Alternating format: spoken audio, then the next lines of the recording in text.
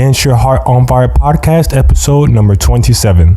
It just really puts you on that path, and there's different things for different people. Everybody has their own path to walk, but we are a human race. We are a society. We are social creatures, and I feel like we can help each other so much more than what we're doing right now in the context that there shouldn't be people committing suicide with suicidal thoughts and feeling lost and feeling worthless and all that. Like, fuck that shit. Like, that shouldn't be an issue, Like, people need to figure out what they're born for, what their calling was, what are they going to do to improve society, what inventions, what ideas, what arts, what songs, what choreographies, what inventions are they able to offer the world versus feeling that they're not good enough, Your love is through and through, and though we made it through the storm, I really want you to realize, I really want to put you on. I've been searching for someone to satisfy my every need. Won't you be my inspiration, be the real love that I need? Real love, I'm searching for a real love, someone to set my heart free. Real love, I'm searching for a real love. Welcome to the Dance Your Heart on Fire podcast, the podcast dedicated to inspiring dancers worldwide whose hearts have been touched by music and dance. The universal language of dance and music is spoken by many of us throughout the world. We want to motivate the dancer in you by sharing stories, insights, and ideas to enhance your journey. Join us now with your host, Charles Ogar. Hello, everyone. This is Charles with the Dance Your Heart on Fire podcast, and we have Miss Wicked Emily B back in the building. Yeah, good to be your co-pilot again. It's been a minute. That A was accompanied by a long sensual body roll, guys. I got it. She's right next to me here, but you guys missed it, so I'm going to paint the picture for you so you guys can hear it because you can just hear my voice. It was very nice. If you dance her if you just take her out to dance on the dance floor, guys, ask her for the A body roll, and you will not be disappointed. And I'm going to be so surprised someone actually listened to my voice and remembered me that I would probably have lied to you. All right. Thanks, guys, for joining us on another podcast with Emily's back. And we actually had the idea for this particular topic for a podcast a while ago, but it's awesome that we're actually able to do it now. Actually, Emily was able to read the book, 5 Love Languages. And now that we're both read up on the book, we get to talk about it with you guys and how it correlates to Kizomba. And I guess to give a little bit of backstory of like how this topic even came up to be, with me dancing full time, you read certain books, and there was this one book, I think it was The Emotional Equation by Chip Conley, and I'll put a link for that in the show notes. He talked about how everything we do is just trying to find love in some regard, and before, like maybe a year ago, 2 years ago, 3 years ago, some amount of time period, I was like, yeah, everybody's looking for love. I want to make my money, and I want to like get girls' attention and stuff like that. I'm not looking for love. Real time.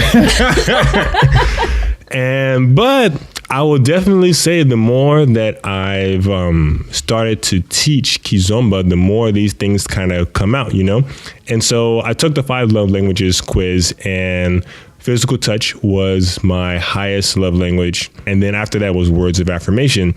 And reading the book, it just really like started to like pull parallels, And so for me growing up, I'm going to get a little personal. Me growing up, my parents were pretty strict. So there was physical touch, but it was like reprimanding touch, like spankings and stuff like that, And there was words, but they weren't words of affirmations. They were like scolding or like, tough Nigerian parent kind of thing. If you're Nigerian and listening to the podcast, you know exactly what I'm talking about. And so growing up, as I started to date in relationships and things like that, I found that my girlfriends filled those words of affirmation, but not in a negative way, in a positive way. Just giving somebody a compliment. Hey, you look good in that shirt. Hey, I like you're intelligent. Like hearing those kind of things like really, really makes me happy. And it like it's like not a proportionate of like eating a hamburger. Like it's something that like touches your soul, you know? Versus, I mean, there's some hamburgers that touch your soul, but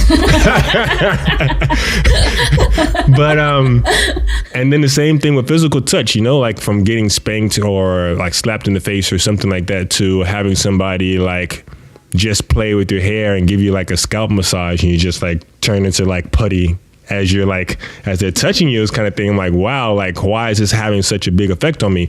And after reading the book, it was like, and, you know, and they're like, well, if these relationships are giving me filling up my love tank, then what is Kizomba doing, you know? Because Kizomba is that dance where you get to have somebody that's really close to you for a long period of time. And if you're craving that, and if you're single and you already don't have like a high super self-esteem, self-confidence, you just need like some intimacy, you know, without the complexities of a relationship or commitments or anything like that. Like, I just found like maybe this is why I'm so addicted to Kizomba.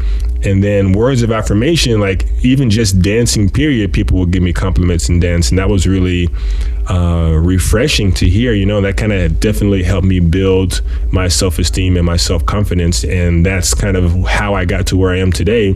But looking back on it now and looking at that book of Chip Conley, it's like, I am looking for the love that I didn't really get in my way when I was growing up. And so now it's like I'm getting my love tank filled. I'm like, now that I'm aware of it, I'm like, well, shit, I'm just gonna go keep doing my thing because this is what I want. This is what makes me happy. This is what gets me to feel whole.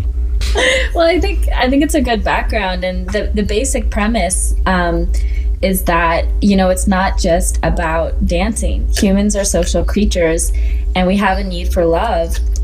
And that's a very basic human need that each one of us deserve to have met.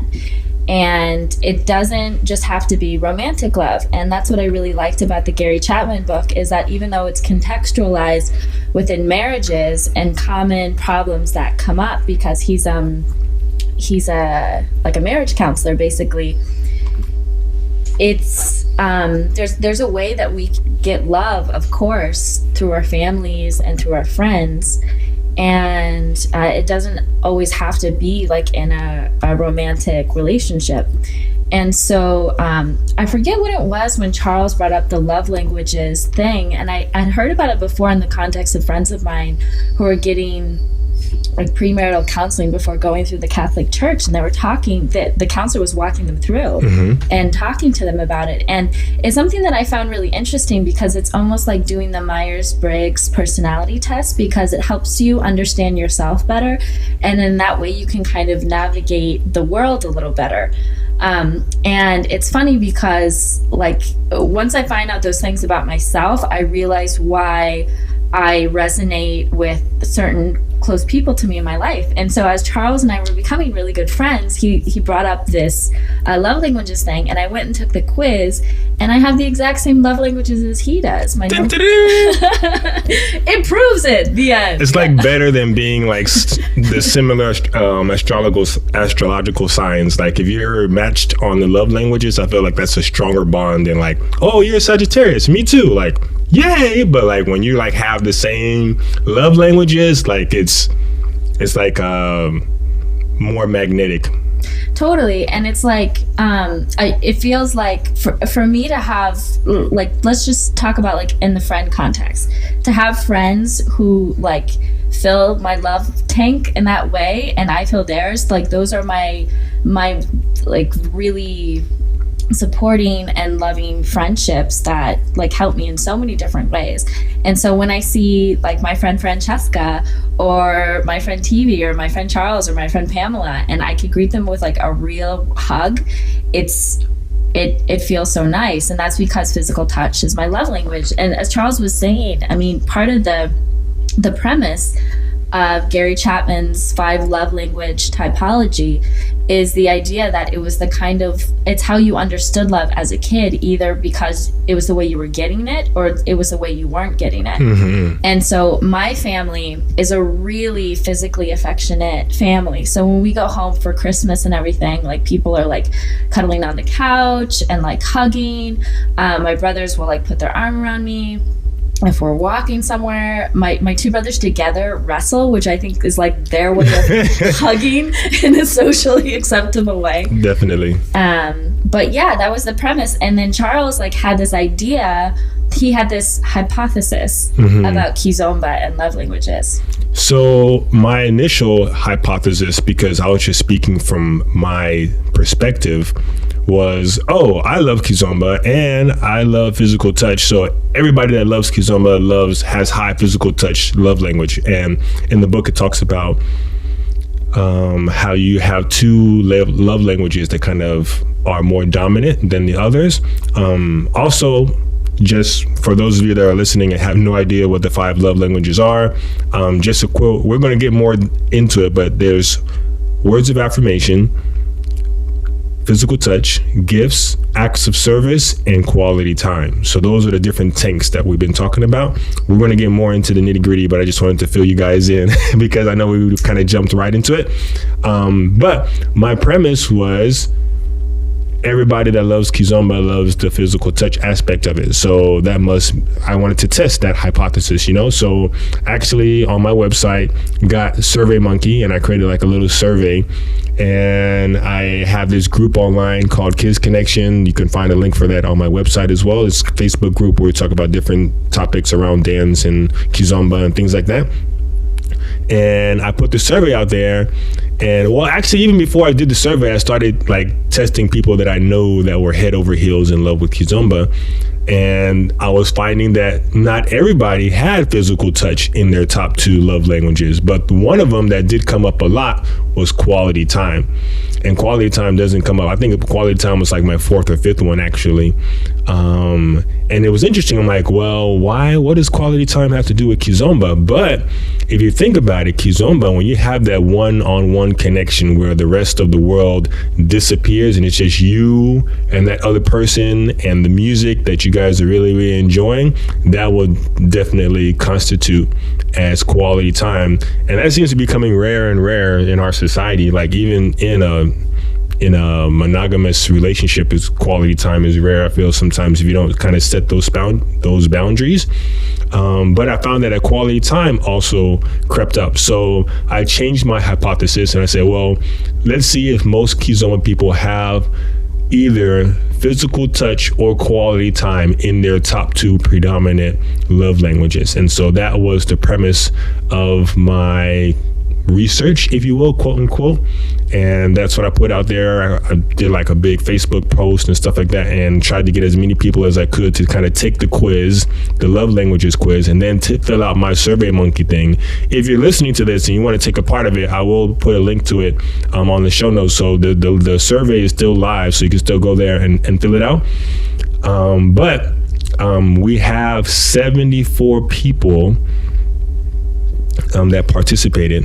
Obviously, there were more females than males that participated in it, and that's another conversation in itself. It's like guys being open to intimacy and talking about these things because it's just a human thing. It's not like, oh well, you're not a macho man because you're talking about feelings and the unseen and connection and that kind of things, But only women need love. Yeah, I know for sure, but I wonder if it's a different thing in Europe versus in the US, I definitely think that the willingness to talk about feelings and intimacy is, I've noticed that, like the traveling that I've done, that's something that seems culturally dependent. And, I think maybe before talking about the results of the survey, it would be a good time to kind of unpack the 5 different love languages. Yes, we talked about that. So quality time, I think, is a good starting point because Charles was just talking about it. And, quality time is an uninterrupted or focused conversation. And really it's one-on-one time where someone is present in mind and in body. And I would venture to guess that women are more likely to have quality time as a top love language than men. Definitely. And is that, you two find that to be true? I find that true. Even with my friends that I've had to take the quiz who aren't dancers, quality time for women seems to come up a lot. And I know for me, and I've mentioned this actually, I think at least twice on the other podcast, is that as a woman, it's unusual for you to have a man's full attention for longer than like a second. So even if you're like looking really, really hot, you're like traffic stoppingly hot, and someone whistles at you on the street, you get 1 second, maybe 2, and they drive by, and it's only intended that the interaction lasts that long. And that's like if you look in such a way that it just like it garners that kind of strong reaction, but it's just a second. To dance with someone and to have their full attention for a whole song is something completely different. Multiple songs. Women like multiples, right? So I've heard. I'm not 100% sure on that, but Europe, like in like culture, like multiples being more common. But I mean, yeah, like Charles is really trying to promote the cultural difference that we see in Kizomba, where it's more common to dance multiple songs with one person than it is in, say, like salsa or swing or some of the other rhythms that you see. So that's quality time. I will start with physical touch. Next, we talked a little bit about that. Quality time does not have to be sexual. So I guess that's the first sentence I would say for sure, because usually guys are like, oh yeah, well, I like to get touched in all the kind of different places. So yes, like there are some guys that definitely have high physical touch, but it's not just in a sexual context. It could be holding your hand, a back rub. It doesn't have to even be in a romantic concept, you know, just like your mother playing with your hair or something like that, like different things. Hugging, kissing, holding hands, physical affection from brothers to sisters to parents and children to friends. Like there's no context on the relationship, but it's just that you're breaking the barrier of that person's personal space. And even with my experience dancing Kizomba, like sometimes when you dance with somebody and they literally absorb you into their body, like there's no barriers whatsoever when you hug that person, when you dance with them, that's usually my signal, like, oh, they're probably high on physical touch. Versus when you dance with somebody and they kind of have that personal barrier with them, or even you can be body to body and still feel like a barrier in their vibe, you know? So usually, like for this one, the things that really stand out are like, if in a negative way, if you like physical neglect, like negative physical touch, or a long periods of time without being able to touch somebody or anything, like having that. And I feel like that's really, really a real deal in our society, because like when do you go, if you're not in a relationship, and this is not even a guarantee to have this if you're a physical touch person in a relationship, but if you're out of relationship, it's even more of a rarity to like have somebody touch you in a way that's meaningful without necessarily being romantically involved with that person, you know? Absolutely. And I think something that really important point that Gary Chapman brought up in his book that Charles alluded to is that physical touch isn't just about sex, because everyone likes sex. And a man liking sex doesn't mean that physical touch is his love language. And you could see it playing out in relationships. So I had a boyfriend who didn't like to hold hands or be affectionate like that in public. And it really bothered me, and it was really something that I felt like, you know, it was like this need that I wasn't really getting met. And I mean, another way that I see it play out is if you know, I'm talking to a friend or someone I really care about, I'll like reach out and put my hand on their arm or something like that, and I find it's just sort of this natural inclination. Yeah, definitely. Words of affirmation. This one is huge for me. It's in the book. I think he talked about it like being a dual-edged sword, how like the smallest compliment can kind of like make the angels sing and make heaven open up, you know, versus like the smallest comment that's negative can like make the person feel like they're in hell, if we're going to like keep the analogy going of the whole heaven hell thing. But especially with me growing up, like, it was really rare to get like a compliment, like a genuine compliment from my parents, just because they're like really, really strict. You got a 90 on the test, why didn't you get 100? You get a 99, like, where's the 100 kind of thing, you know? And I'm pretty sure some of you guys can relate to that, but it was tough to kind of like get that validation of words of affirmation, you know? You look good, physical appearance, your intelligence, just different things, you know? And so knowing that now, and like having me teach, like, one thing that I really like to do after my workshops, after I found this out, is that I have this feedback page on my site. It's neilkizomba.com/testify, and you get to put your thoughts on and criticisms of my workshops. But it really warms my heart to hear the positive words of affirmation from the people that take my workshops, because I love Kizomba.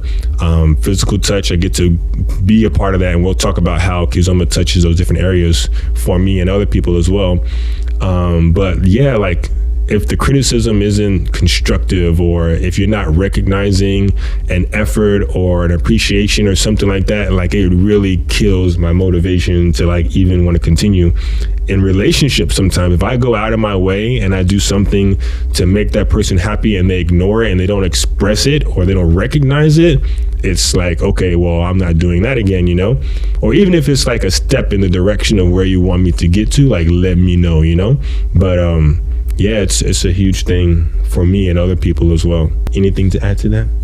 No, I think that's All right, the next one is going to be, let's talk about receiving gifts.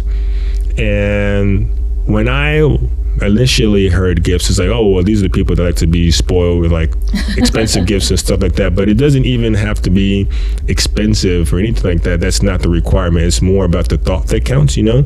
I know in some cultures, like, gift giving is like something that's really culturally accepted, and like, it's like a big deal that when somebody passes something down to you, like heirlooms and things like that, you know? But like little thoughts and gestures, it can be one of those charm bracelets or something like that doesn't cost a lot at all. It can be something passed down, it can be something used, it can be something handmade or like artsy crafty if you're that kind of person.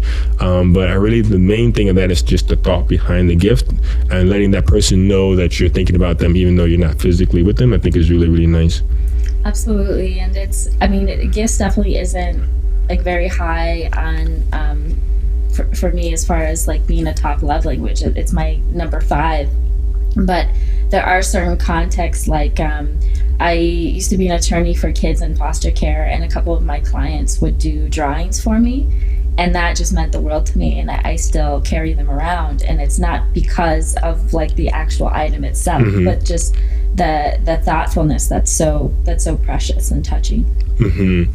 Before we go into acts of service, I do want to say what you receive. So my love languages are physical touch and words of affirmation. That doesn't necessarily mean that that's what I'm going to speak as well, you know?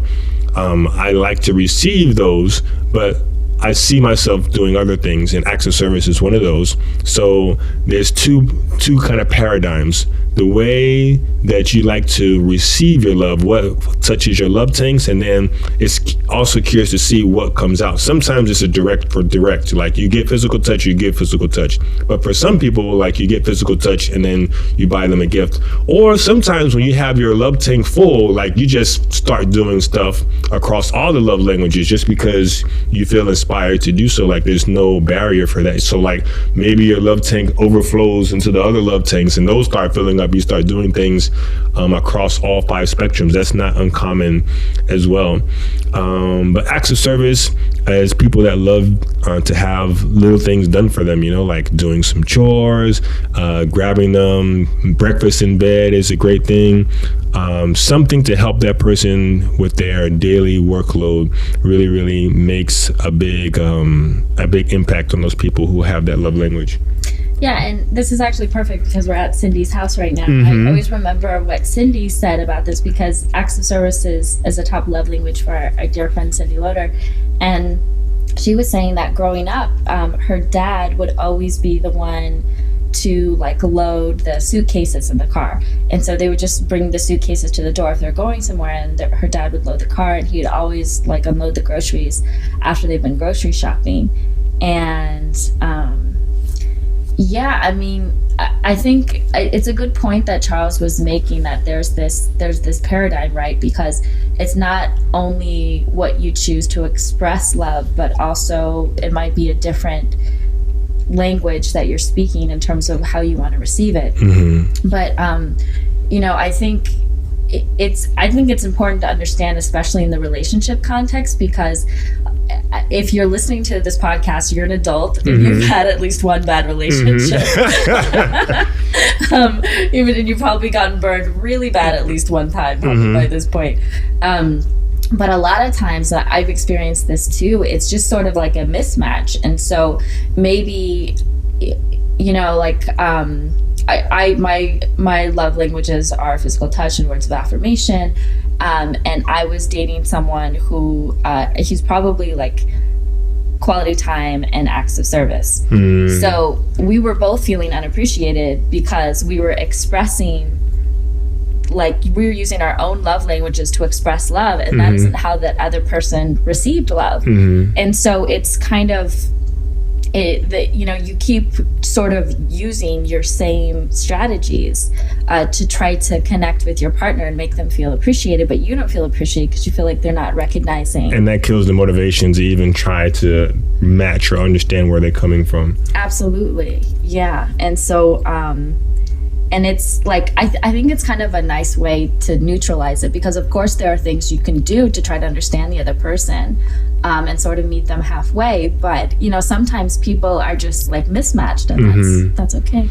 And that's the real context of the book. It's like, it's not really, oh, you're not doing what you need from me, so you need to get on point. But like, it's also flipping the script and saying, well, you didn't do anything to get that person it's love language, so now it's kind of like you said, neutralizing the standpoints, and somebody has to make a move. So you have to figure out who's going to make that move, but it makes you appreciate, even if it's not your love language, but the awareness that they are expressing something in their love language. Now that you're aware of what it is, it changes the appreciation if you truly care about this person, even though it's not like lighting fireworks for you because it's not your love language. You still give it appreciation because you know that person is speaking from the heart with that particular love language, So if I'm physical touch and my gifts is not high, but my girlfriend's, and I know my girlfriend is high gifts and she gets me gifts all the time, it really doesn't do anything for me. But knowing that she's a gifts person, I'm gonna like, oh wow, she's letting me know something serious because she's doing something from one of her predominant love language. Absolutely. So yeah, this is really, really awesome. And it's really interesting reading the book and just thinking about your past relationships and like kind of taking a trip down memory lane and just if memory lane was like fraught with like resentment and frustration. No, but it kind of like there's no animosity. I mean, yes, there's douchebags and things that are wrong and stuff like that, but sometimes just not clicking with somebody, it kind of sheds some light. It's like, that's why I didn't feel appreciated. That's why they didn't feel appreciated. And that's why we just kind of felt it was best to go our separate ways, But that doesn't mean you can't be in a happy relationship with somebody whose love languages aren't aligned with yours. Like, exactly, it's completely fine. We all have our different views and perspectives and ways we like to receive and express love, but it's awareness, self-awareness first and foremost, and then awareness of your partner. And this is exactly what we do in Kizomba. You're self-aware of yourself, your vibe, your steps and things like that, and then you're trying to connect with another partner. And it's just really awesome to kind of see those parallels across just real life, and then also what I feel more so from my experience on the Kizomba dance floor. Yeah, and I think if you are dancing Kizomba with someone, then they know Kizomba, they like Kizomba, and probably they're more in tune than other folks are about, expressing themselves non-verbally. And if you are nervous or your mind's on something else, or your attention isn't totally on that person, then that person can notice. And I think to really be a good social dancer and to show up mentally and emotionally, because people who dance Kizomba and who are good at Kizomba can tell, it's a great thing to be conscious of. And so should we tell them the results of the survey? Yes, for sure. Let's take a quick moment to thank our sponsors. Have you been looking to level up your Kizomba, but you don't have the local instructors to take you there? Are you looking for something concrete to practice with your Kizomba partner? Or are you looking for Kizomba lessons that you can take on your schedule in the comfort of your home? If you answered yes to any of these questions, look no further. LearnToKiz.com is what you need. Progressive, step-by-step lessons that you can take at your pace in the comfort of your home or anywhere with a solid internet connection on your PC, Mac, or any smartphone. New videos are added every month. You can try this awesome resource out 30 days free at learntokiz.com/podcast. After the 30 days free, it's only a low $15 per month. But again, the special offer for the Dance Your Heart on Fire listeners, 30 days free at learntokiz.com/podcast. You won't find this offer anywhere else. learntokiz.com/podcast. And now back to our show. Like I said, this survey is still open if you're interested in this, just for your own self-awareness. Like, it's not really, if you want to take the love languages and not fill out my survey, that's no hard feelings. But if you want to participate in the survey, I really appreciate it. I'll put a link for it in the show notes. I'll also include a link that I found on Pinterest on love languages that just has so many different memes and all these kind of things around love languages, so you guys can kind of sink your teeth into that if it really interests you. But it's really, really awesome. But going to the results of the survey, so we had 74 people total that answered. 80% of the participants were female, 20% were male, and that goes into the paradigm of like, why aren't guys open to this kind of stuff? I feel inspired to give a shout out to Enrique. Enrique is an awesome guy that's out of South Carolina that I think I mentioned him in my other podcast, but he's been traveling a lot for Kizomba. But after taking a lesson with me, he came up to me and he's like, I really like how this dance really gives you the chance to embrace intimacy. And I was like, oh my gosh. Yay. I was looking around and I was really crazy. And I'm like, this is awesome. But like, did he really just use the word intimacy in a conversation between two males? I was like shocked, like, I don't even think I've used let me see. Have I used the word intimacy with another male person before ever? TV. Probably TV.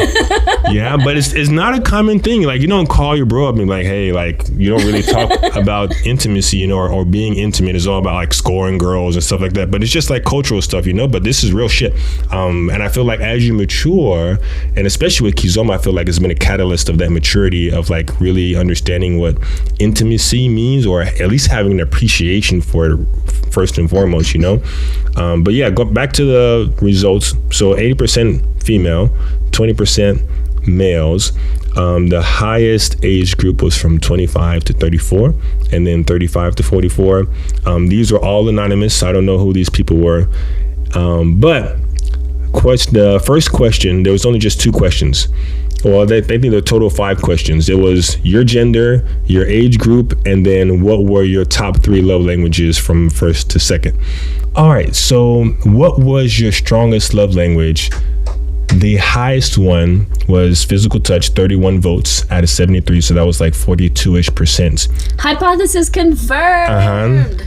And then the second strongest love language was 30%, 22 votes, quality time. And then words of affirmation were like 15% and 12%. So they kind of came in for a tie. Nobody's strongest love language was gifts. Poor gifts.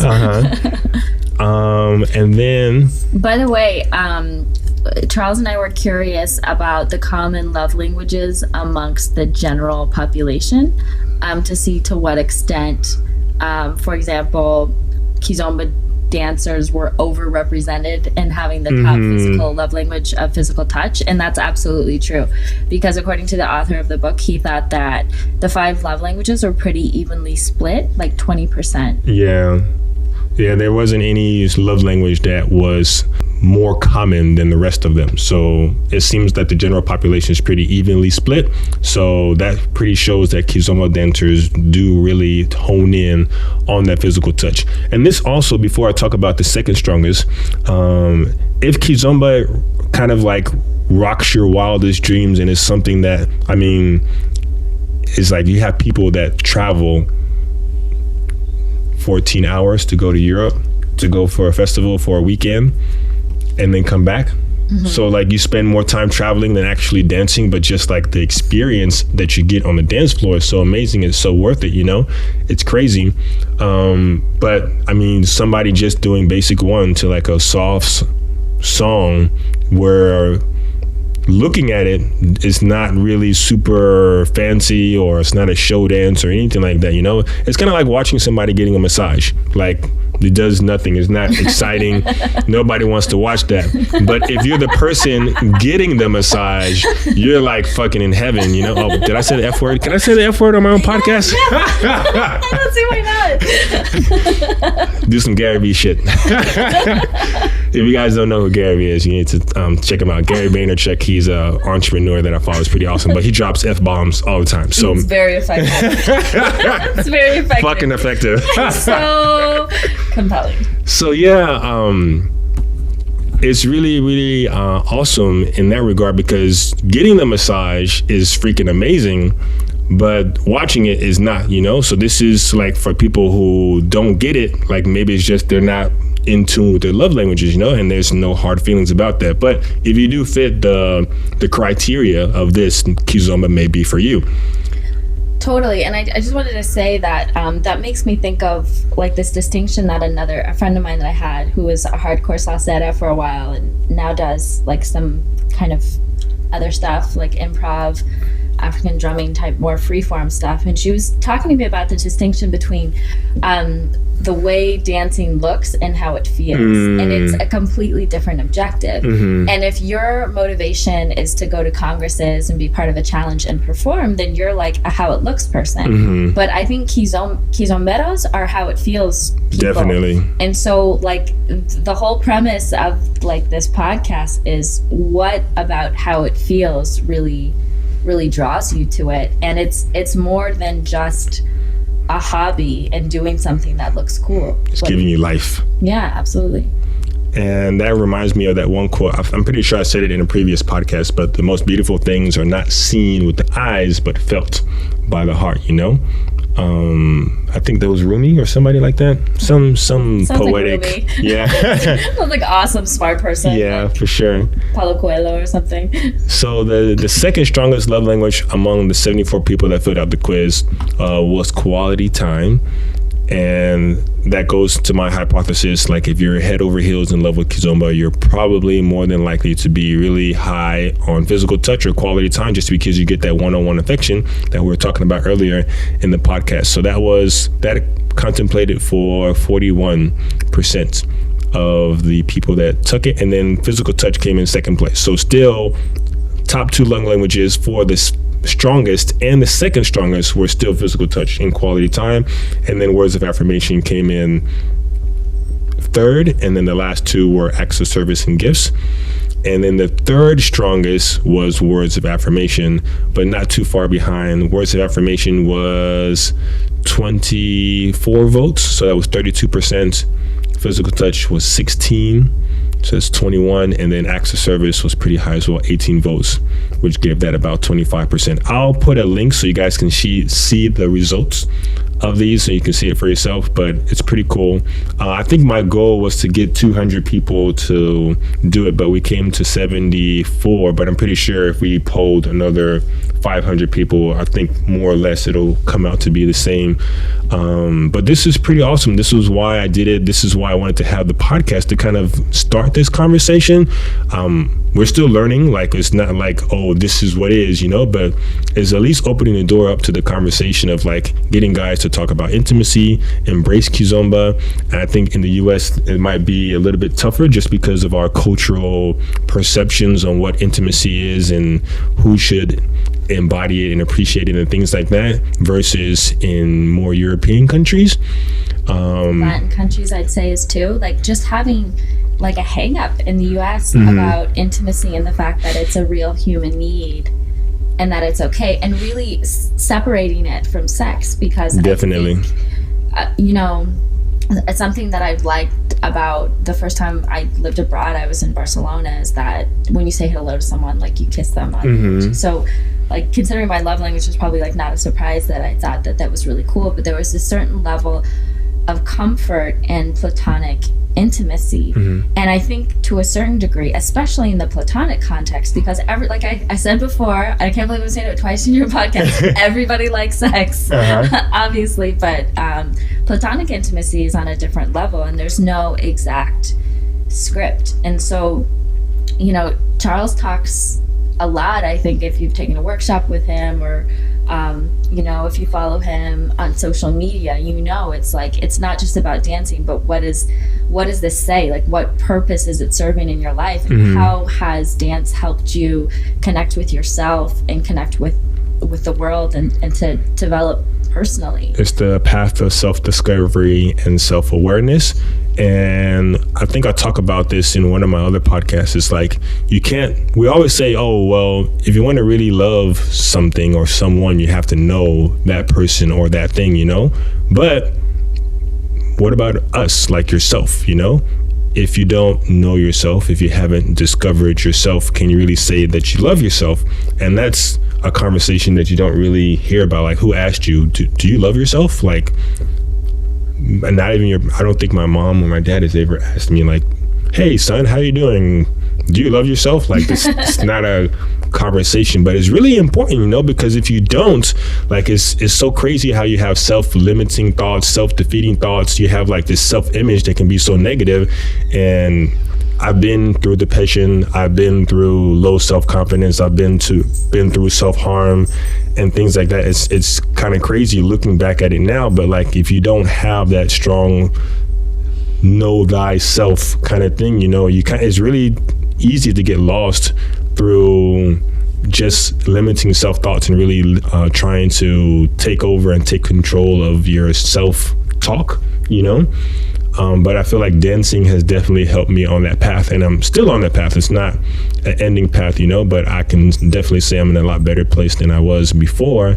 And I'll let Emily talk a little bit on this as well, and then I'll talk about how like my journey in Kizomba has really shown me how these love languages are kind of outplaying themselves. But definitely, like, you don't really hear people say, I mean, I feel like that should be like something you talk about in school to kids and stuff like that. Like, can you look yourself in the mirror and say that you love yourself without thinking some self-limiting thought, or, oh, I'm not good enough, I'm not beautiful enough, I'm not pretty enough, I'm not cool enough, or anything like that? Just accept yourself for who you are, where you're at right now, and realize that it's just an ever-growing journey of becoming a better version of yourself to the day you die.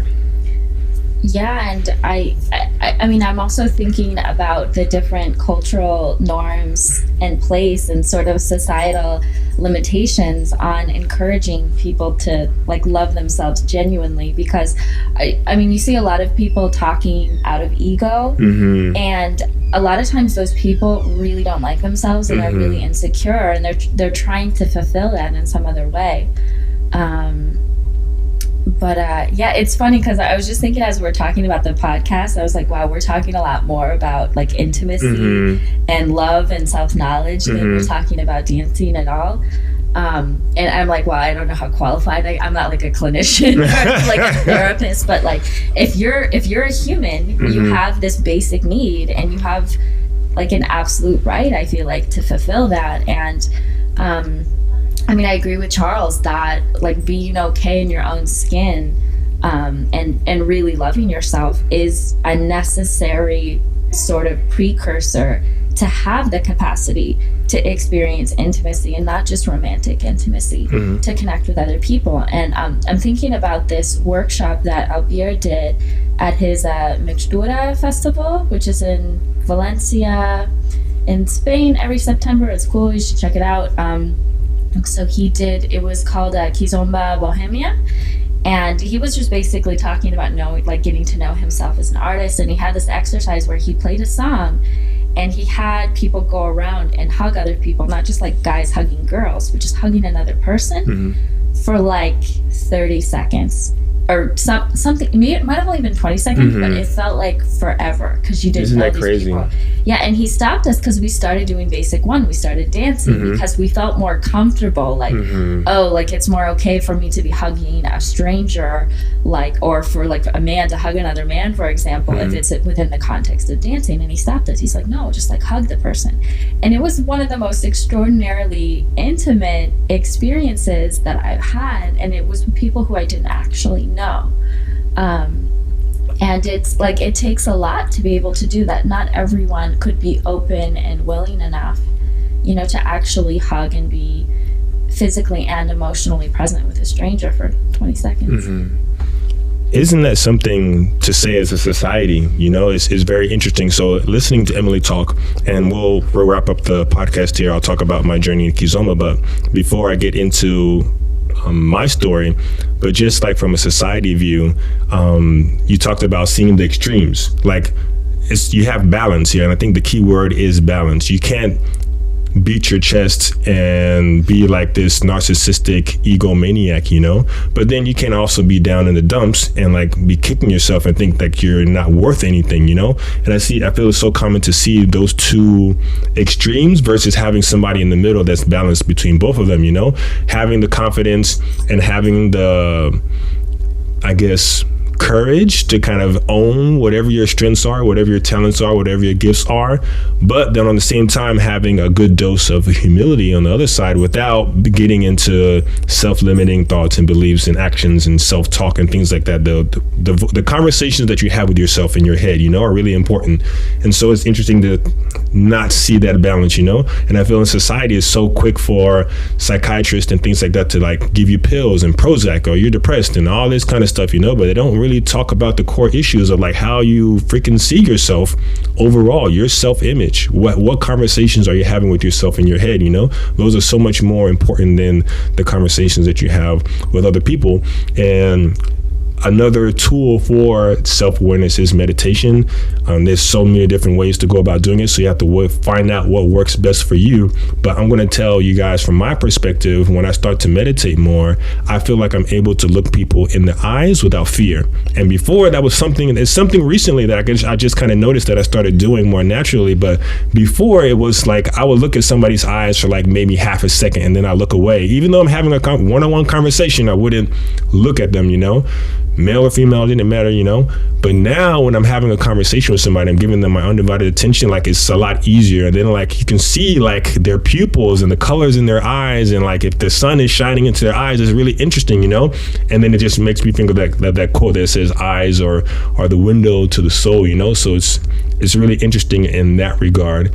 And yeah, like meditation, self-awareness, and all this is really, really important. I think dance is a tool to get into that, and it just makes dance seem bigger and deeper than what it really is, and it just really puts you on that path, and there's different things for different people. Everybody has their own path to walk, but we are a human race, we are a society, we are social creatures, and I feel like we can help each other so much more than what we're doing right now in the context that there shouldn't be people committing suicide with suicidal thoughts and feeling lost and feeling worthless and all that. Like, fuck that shit. Like that shouldn't be an issue, like people need to figure out what they're born for, what their calling was, what are they going to do to improve society, what inventions, what ideas, what arts, what songs, what choreographies, what inventions are they able to offer the world versus feeling that they're not good enough, Yeah, and regarding meditation, I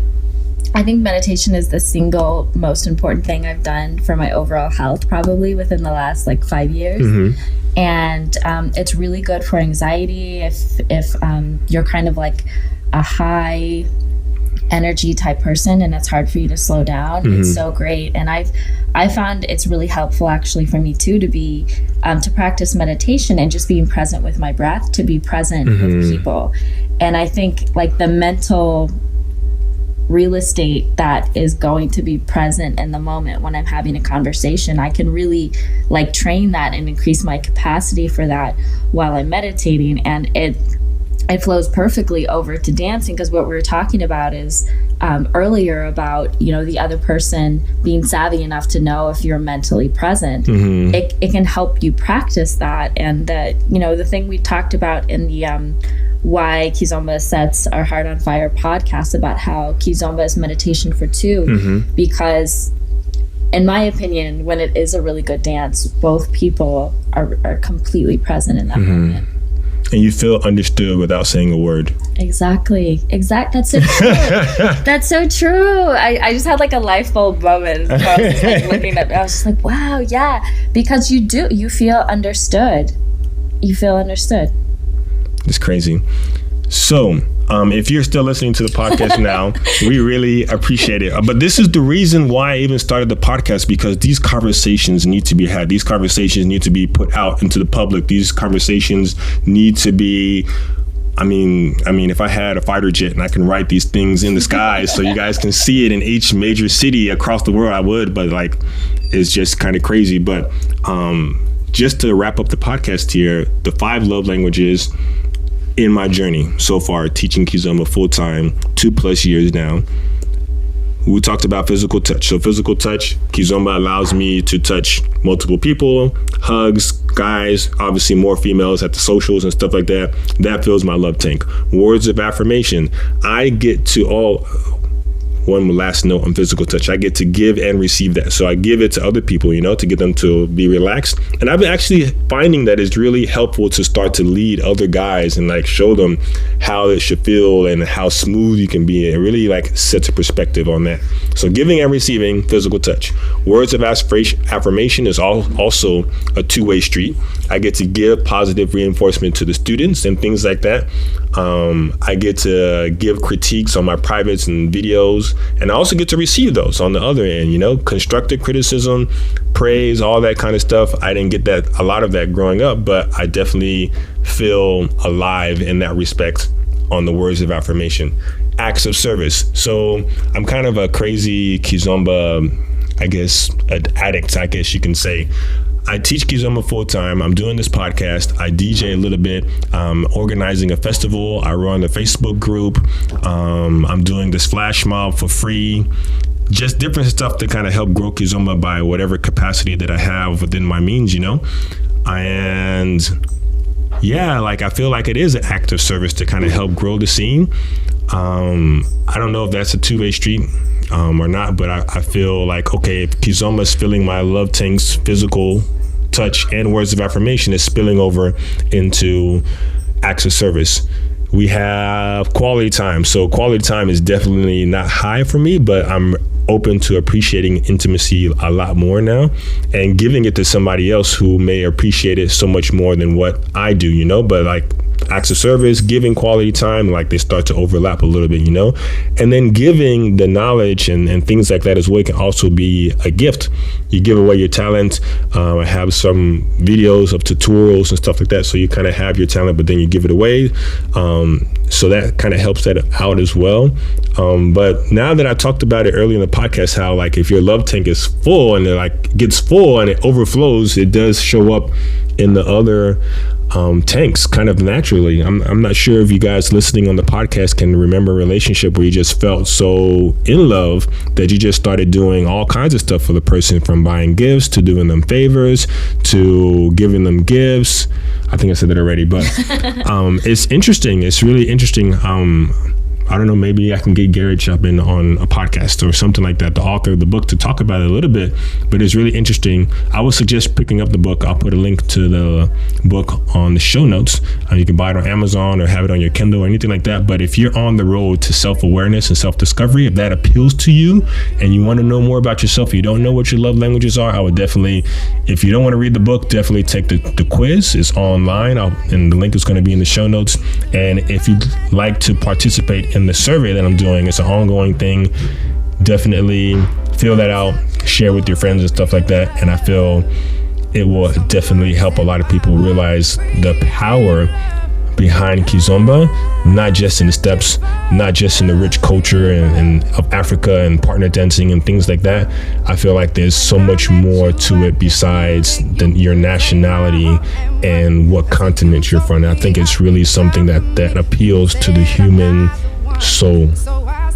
Absolutely. Well said. Any last notes, Emily, or thoughts? No, I think we did a good job. All right, so that's another podcast for you guys. Thank you guys so much for listening. Really appreciate it. At the end of every podcast, there is a testify. I talked about the words of affirmation. If you guys love the podcast, if you want to shoot me an email, charles@neokizomba.com. I'd love to hear from you guys that are listening to the podcast. I see so many listens from around the world, so don't be shy. Like, send me a message, drop me a note on Facebook, let me know your thoughts and things like that. If you comment something, I will comment back because I really like this conversation, and it inspires me, it motivates me, it gives me goosebumps to kind of start the conversation and put it out there for the public as well. Absolutely. Peace out, guys. Bye. Thank you for checking out the Dance Your Heart on Fire podcast today.